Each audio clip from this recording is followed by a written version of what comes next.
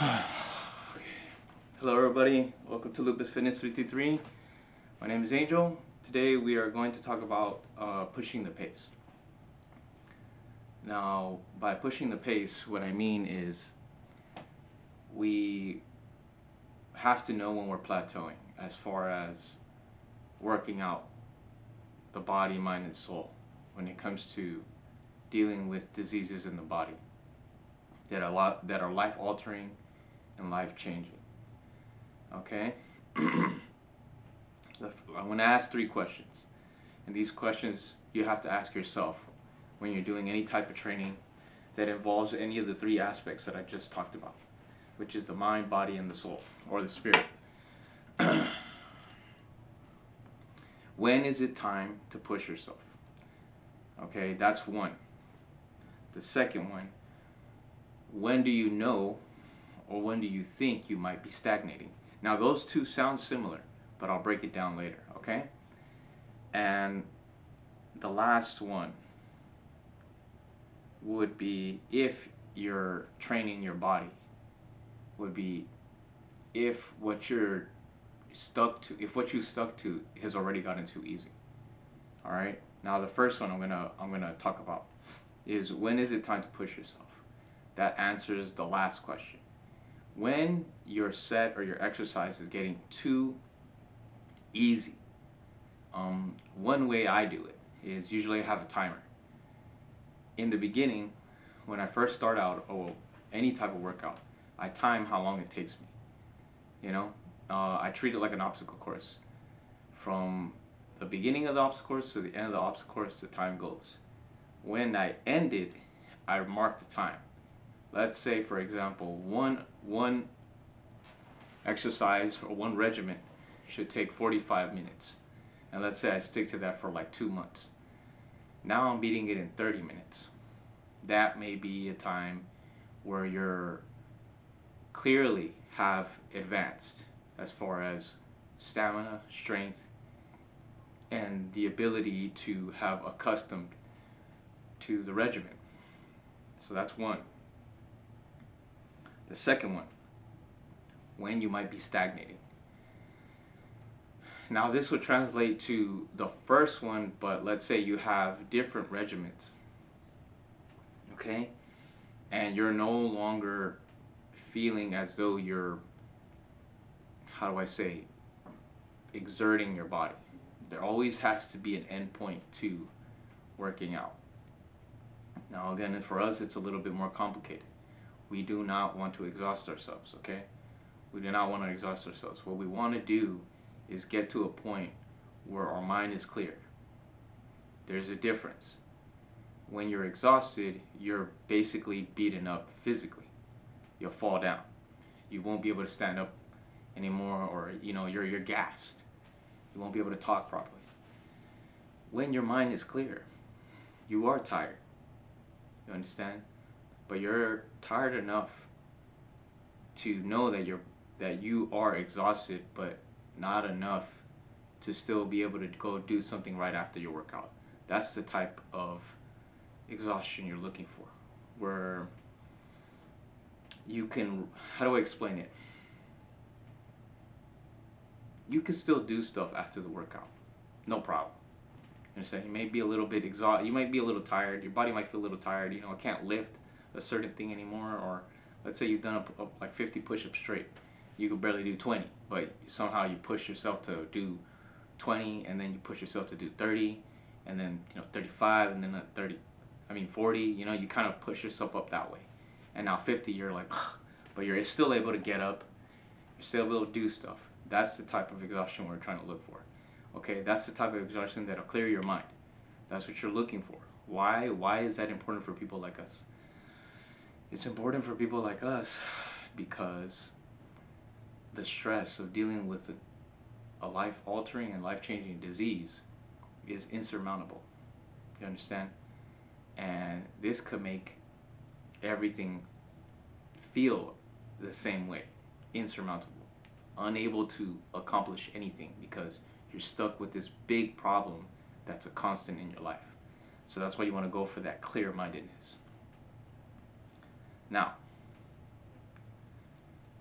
the stagnation part, again, for people like us, it's best if we keep variety, but still maintaining the same three core ideas in mind, or the three core ideas. So it's strength, stamina, and of course endurance. Okay, those are the three things you have to keep in mind every time you make a workout. Now, as far as the videos that I post for you guys, those usually encourage stamina and endurance. Very few encourage strength, because strength training requires you to use either your full body weight or some kind of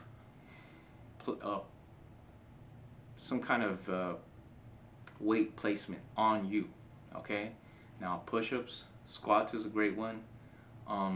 Doing wall push-ups where you're at a diagonal pace.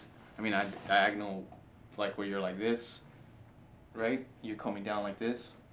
Okay, that's a great one, where you're gonna put yourself in a, how do I say, at a disadvantage as far as your body's mechanic. I don't know if that makes sense. Yes. So that's the thing that we have to do as far as for strength. Back to what I'm saying, the videos I post up are usually to increase stamina and endurance. Endurance of the body, and stamina of, you know, being able to still do stuff while a little bit tired. Okay? The other thing is, when you do strength training, it'll be a little bit different from the endurance and stamina training. Lately, I've done a series called functional training, which should include all three. Okay, it does include all three. And basically, what I'm saying here is that when you're doing strength training, you should have in mind how many reps you want to do.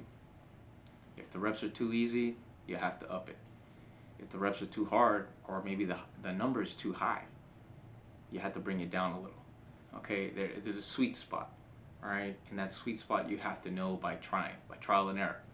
Okay, it has to be enough for you to be exhausted, but not enough to where you're completely destroyed. Okay, there's a fine line there. It has to be right there. Okay. So, with that being said, here are the 3 points for this whole video. Number 1, if you're stagnating, check to see how long your regimen should take. Compare it to the beginning. If you were logging everything, you should always log it so that you keep track of your development. Okay. The second is knowing when to up the weight factor. So, because I don't like to use weights here, or if I do, it's usually something around the house. My best advice for you guys would probably be to up the reps, not up the weight. But let's say you get to a ridiculous number like 100, then maybe you should find a way to up the weight a little bit, just to help you. All right. But again, you have to kind of stay committed to that thing, to that weight for a while, so that you develop a kind of a mastery of it. Okay. And the last point, push yourself to, again, know the difference between being fully exhausted and mentally exhausted. Both are two different ideas and different feelings.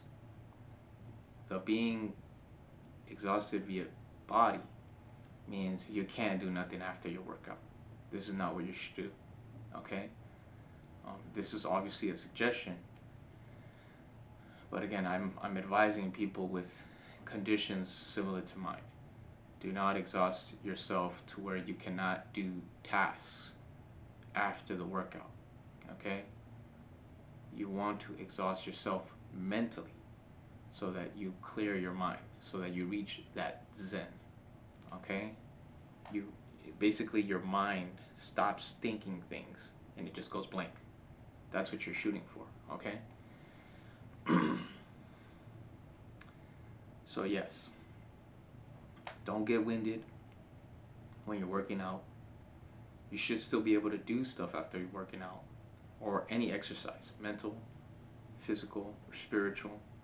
And lastly, okay, know and identifying, knowing and identifying stagnation. Okay, your regimen shouldn't be too easy to the point where you can get it done faster than usual. If that's the case, then maybe you've already plateaued. You're stagnating. You're not getting any better, and you're not getting any worse. You're just keeping it at this level. That's good for the time being, but remember, life is about ever evolving. You can never stop learning, especially with a disease that we all share. Okay? We may have different diseases, but remember, life is about always learning. You cannot stay stagnant with these type of things. They're alive. You understand that they're living inside your body. They evolve just like you do. So you have to constantly be on top of that to avoid it catching you slipping or off guard. Because for all of those of you who have experienced that, you know it could be unforgiving.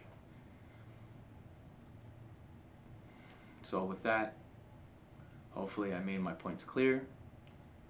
Again, I just want to make a brief explanation that I write this stuff down, but I try to let it naturally come out of me so it doesn't sound scripted.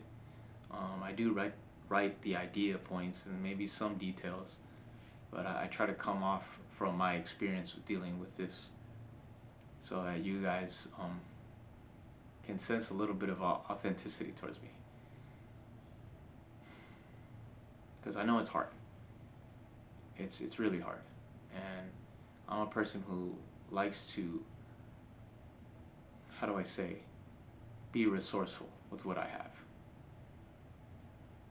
And this is the best way I could be resourceful and helpful to the people that probably going through the same battle that I am as far as with dealing with this disease. But all I ask is you change your perspective on it and take it as a blessing, as a how do I say it, as a cruel reminder to be stronger, to be always on top of your game. And that's how you should always look at it. See it as an unlikely friend that is teaching you in the only way that it believes you'll listen. And with that being said, thank you for watching. Please like and subscribe. My name is Angel. Thank you for watching Lupus Fitness 333. Bye.